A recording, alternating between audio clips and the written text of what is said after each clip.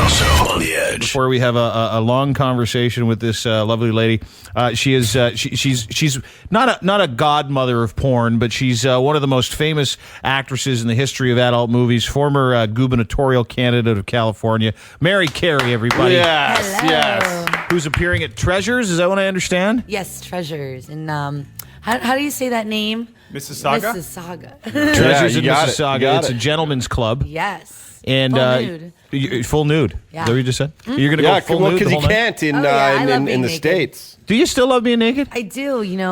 I'm weird though. Like I'm totally cool being naked around anyone. Like you could just be naked here and think nothing of it. Yeah, I don't think anything of it. What's holding you back? Trying to be a lady. Well, it's like the same thing. I never found anything wrong when I did adult movies. Like, I don't think there's anything wrong with them, but What, you don't do them anymore? I don't do them anymore because of the mainstream stuff. All the auditions I go to and everything, and they view porn as bad, so therefore I don't do it. But I personally find nothing wrong with it. I mean, I think I don't know, I have fun with it. I couldn't agree with you more. Yeah, and thank you for actually doing it and delving into it. And we hope maybe one day you'll come out of retirement. You must have just finished, because I'm looking here and there's a title here, Trasharella Ultra Vixen.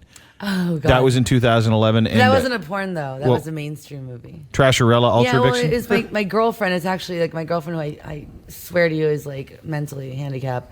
She's about 38 years old, and she would we would drink wine, and she would have our friend videotape us, and we would like do little skits. And she did this with a bunch of people and put it all together. Like, spent 2 years herself editing it. She was, Really? Yeah, her name's Rena Riffle. She was in the movie called Showgirls. Do you guys get down on with each other? No, we don't. We just like we're really I'm like really wasted in it, and like just making like no sense. Like at one point, she filmed me like running through her apartment complex, naked. Like, no, not naked, but like we pretended like my lipstick was a secret phone, and it's I'm like talking to the lipstick. Oh, it's like a home movie. Yeah, it was like a whole movie that she put together, and I don't know how it ended up on. It's IMDb. Yeah. This Ain't Jeopardy XXX. You know what? I did that actually just recently. Okay, yeah. But I didn't count that as a porn because I just did a solo scene. Just by you just a yourself? little Flick the bean? diddle? Exactly. Little diddle? Yeah. Was it like an apparatus? So I don't Did you have even- an apparatus Yeah, too? No, I did just fingers. Really? It was a shower scene. Ah, girl. Yeah, the shower scene. And Wow. before that, it's true, because the title, the last title she did before This Ain't Jeopardy XXX was Celebrity Pornhab with Dr. Screw. Which she owns the rights to, right? Like that's part of your creation. Yes, I have. Well, my old manager, he came up with the idea, and I didn't really want to do it, but then I was going to have ownership over it, and I figured, why not capitalize on the Celebrity Rehab thing? But unfortunately, she was on Celebrity Rehab, right? Too? Yeah. What were you being rehabilitated for? I had a problem with Xanax. I mean, not like really What's bad. Xanax? It's like an antidepressant? Yeah, I took it a lot to sleep at night, and I used to drink a lot of vodka. Okay. I know a lot So of how drink much vodka would you drink when you were drinking? Well, I mean, and that was just the thing. I told Dr. Drago, I've never drank alone. I mean, maybe at a hotel bar. Really? But I've Come never. on. No, I've never sat home and drank. I've never. Oh, I'd prefer to drink alone. See, That's the not me. best I'm like, time, I'm a big social drinker. But the thing is, when you're a girl, you don't ever have to be alone if you don't want it. You can always have a guy that's gonna want to hang out with you. You know? Sweet. That's my belief.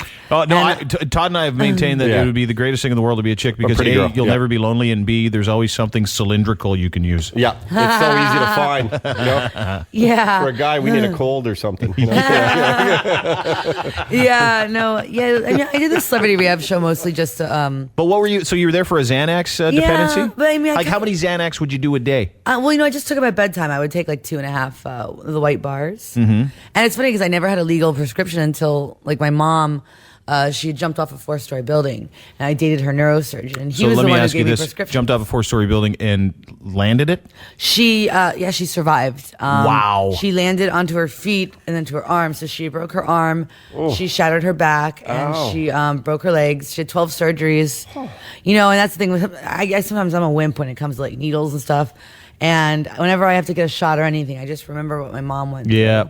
And whenever you think of jumping, no way. Was it a suicide attempt? My mom's schizophrenic, and I guess she didn't take her medication for a couple days. Yeah, because she doesn't like how they make her sleepy, and she was convinced that she was being charged with murdering President Roosevelt. So, yeah. I'm sorry. Whoa. I'm sorry. She really believed terrible. it, though. Yeah. You know what? Don't worry. It's okay. I mean, not that I laugh at it, but like, I mean, my dad has cerebral palsy, and I didn't even know he was alive until I was 26, and he talks with a speech impediment. So I make fun of my family. Well, life yeah, and laugh yeah. at it. If you don't, you get sad, right? Exactly. You know, and a lot of people think it's mean when I make jokes about it. It's a way to deal with it. That's all it is. It's a form of exactly. Mary Carey is our guest. She is a former porn star. She's at Treasures 24th, 26th. That's this weekend. Can you stick around? I'd love to talk to you a little bit more. You're fascinating because you're writing a book as well, right? I don't want to talk about that. It's very good. And might I add, just in case Derek is videotaping some of this interview, we'll post online because some people might not know. Breasts. Yeah, thanks for saying that before I wanted to. Unbelievable. They are. How does your back not kill? You know, it doesn't. It doesn't. Also on the edge. Mary Carey, porn star, is here. I'm here. She's at Treasures Gentlemen's Club this weekend. Nice to see you. Thanks for coming. We were just talking about Charlie Sheen and whether or not you almost worked with Charlie Sheen. Is that correct? I did. I was actually in February around President's Day. My agent called and said they were going to be writing me into the script, and it would be shooting March 21st to the 26th. Yeah. And I was instantly like, oh no, I'm supposed to be in Toronto. I guess I'll just have to cancel Thursday, Friday, and just come Saturday. I was dreading calling my agent. And then 2 days later, Charlie went crazy, and the show, was canceled. Oh, too bad. And yeah, I was excited because I was actually going to get to play like myself too. So it would have helped my website. I would have been the first porn star on like basic cable on CBS, you know? And, it didn't happen. Well, you would have been the first porn star on basic cable they weren't looking for in a suitcase. Oh, okay, yeah. It's a joke. Anyway, but were you upset about it? Like, were you going to have a chance? Oh, yeah. to... I was very upset. I cried. I cried and drank a bottle of champagne. Did you really? Well, and we were talking about this earlier. We were talking about how you were on Celebrity Rehab, and your issue was Xana. And it's funny. It's amazing because I watched what's Julia Roberts' brother's name? Eric? Is that his name? Yeah, Eric Roberts. So he went on there for actor. an addiction to weed, which I thought, what a pussy. Yeah. He just wanted a job. Well, I think that, I mean, for me, I definitely think I needed the help with the Xanax, But only two a day? I was taking him to sleep at night, but that with vodka combined is not good. Sounds fun though. Give me an average of if you. What are your alcohol amounts come in at? 26? You talk about 26. What's 26 of vodka, like a normal. Oh yeah, bottle like of I would vodka? drink a Kettle One bottle like a day. Like a 40? I would only drink it if I would never like wake up and start drinking. It would be like if I'm going to work. Let's say, if I was here at Treasures 5 years ago, you would have found me with my big bottle of Kettle One, and it'd be empty at the end of the night. So you could drink a whole bottle of Kettle One, no problem. Club owners, I don't think that my behavior scared them, but they would just know the amount I consumed, and they would call my agent she drank 10 Jaeger shots and about a half a bottle of vodka. Sounds like my kind of girl. Yeah, sounds like my Friday night. It's funny. I was at a doctor yesterday, actually, and she asked me, she goes, do you drink to wake up? I go, no, I just drink to go to bed. Yeah. That's the thing. I never drank all day. I don't think drinking didn't interfere with my life, really. I mean, when I was in LA, I would go out and I would drink. Sort of the culture there, right? Do you drink anymore? I drink wine and champagne now, which Dr. Drew doesn't think I should, but, I think I'm fine. I mean, last night I was like, I'm only going to have 3 glasses, and I stuck to it, and I'm way more responsible now. I used to get really trashed when I would feature dance. I used to think I was a rock star, and I would do shots with guys on stage, and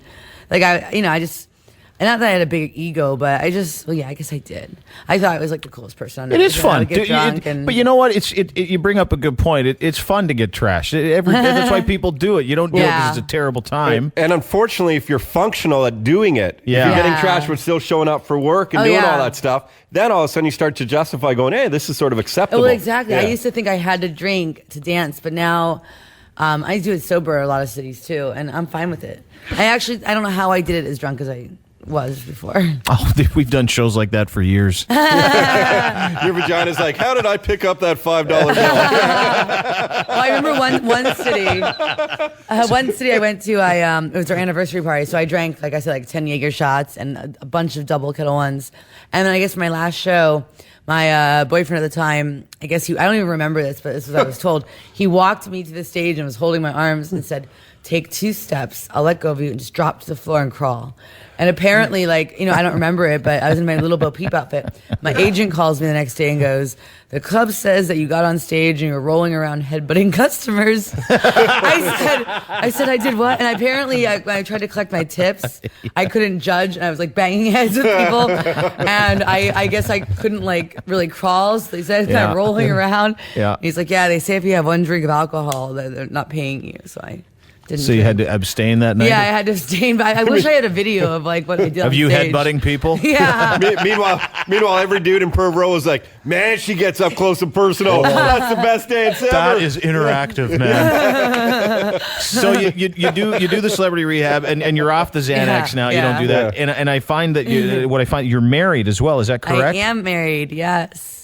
And you've been married for how long? It'll be 2 years in July. Do you like marriage? I mean, coming from the background you've come from? I do. I mean, you guys are monogamous? we are monogamous. I mean, once in a while, I mean, I don't know. I had a thing for like athletes for a while. Really? And sometimes like if I get mad at him, all I think about how is like I would literally just go to basketball games and sit behind the bench, and like every time I've done that, a player has like asked for. Can you name any or no? Tracy McGrady is one. Yeah, he used to play here. Did you smash Tracy McGrady? Did you have sex with him? Possibly. Really? How is it? Is it a big one? Because he's a big guy. Is it prorated? You know, it was really crooked. Like that's all. 25. But you know, we hate him here. I also have Tracy like, McGrady has a crooked wiener. Dwight Howard was another one. I met him actually. I didn't hook up with him though. But this long story is that I was at the LAX and I saw a tall big black guy and I was like, he must play basketball. He was in the first class line. I was like, hi, and he's like, oh my god, I've seen you at my games because I had dated Mario Kasoon. Or I had hooked up with Mario Kasoon. I shouldn't say dated. And so I don't know who that is. Yeah, is he was on the Magic in like 04, 05. I think he was from like Croatia. Does he have a big wiener? Yeah, I think so. I was pretty drunk. Okay. Hard to remember. It's so fun. I'm working on my book right now, and my ghostwriter, he's always like, okay, tell me the details. I'm like, I don't know. I was drunk. Like, I know I was. You do your best to recollect the story, but whatever, right? Yeah. Like, I remember up to a point, and then I don't. But yeah, Dwight, I met him at the airport, and for like a month, we talked on like instant messages. Yeah. And then I was coming to Orlando, but I had another friend who was a security guard for Chris Kirkpatrick from NSYNC, and so I decided to go to Chris Kirkpatrick's house. He needs security? He had like live-in bodyguards, assistants, yeah. That's weird. And so like, I was hanging out with Chris, and I told him I was going to the Magic game a couple days later, and I left the game early because Dwight gave me bad seats. But Dwight knew. Yeah, he put me in like the 20th row. I'm like, I'm really not. funny to me. I'm not I was like, I'm not having this. So Dwight Howard's a cheap prick. Yeah, I know. Well, in his defense, I did only give him like a 3-hour notice. I was going to the game. Oh, okay. And so I left though, and then like he was texting me all night, but he knew I was at Chris Kirkpatrick's house. And were you with him at the time? Chris and I, we were just hanging out. I think he liked me. I don't know. Have you had sex with Chris? This is something to this day that I don't know because I don't want to ask him. Because. Because why? Because like how horrible would that be? It's insulting that your pecker's tiny, right? Honestly, I'm pretty sure that me and Chris, I think we just hung out. I think he just thought I was funny. Do you not remember Mary Carey, former porn star and an actress and model, is our guest? You do not remember you had sex with Chris Kirkpatrick from NSYNC because he had a small penis, or do you not remember because you were maybe having? I was having alcohol and Xanax. Oh, okay. So, but the funniest part of the story is though I left the game and Chris. But if you found out that you and Chris did have sex, would you be mad? Chris is a sweetheart. He's a really sweet guy. But he ended up getting mad at me because jealous. Well, what happened is Dwight kept calling my phone, and he's like, "Oh, ignore calls." At like 3 a.m, I get a text from Dwight because Chris lives in a guarded community, but a lot of the NBA players do. And Dwight's like God in Orlando, So for sure, I get a text from Dwight. It's like I'm outside. I was like, oh no, what do I do? So I call my assistant. She was upstairs hooking up with one of Chris's security guards. I'm like, get your butt down. I was like, get down here.